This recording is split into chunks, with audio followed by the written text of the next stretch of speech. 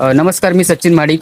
आता आपण चांभारगडावरती आलो होतो. चांभारगडाच्या उत्तर दिशेला असणाऱ्या गोंडाळे विभागातून आपण वरती गोंडाळ्याच्या हद्दीतून आपण गडावरती गडाच्या घेऱ्यामध्ये पोहोचलो. इथे गडाच्या घेऱ्यामध्ये पोहोचल्यानंतर आपल्याला इथे एक गुफा पाहायला मिळते. गुफा ही नाही का नैसर्गिक असून जी वापरात आणते वेळेस त्यांनी तासून तिला मोठी करून ती वापरात आणलेली आहे. या गुफेची अंदाजे लांबी रुंदी ही 25 बाय 10 असू शकते आणि तिची डीप जर ते त्याच्यावर मातीवर काढल्यानंतर त्याची डीप समजेल आपल्याला किती आहे काय नाही का.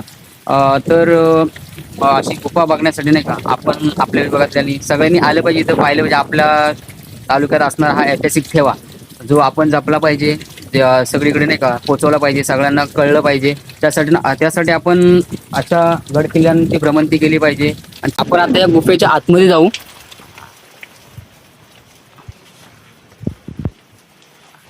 ही गुफा नैसर्गिक असून आपण जर वरती पाहिलं तर ते चिन्नीचे घाव वगैरे आपल्याला पाहायला मिळतात.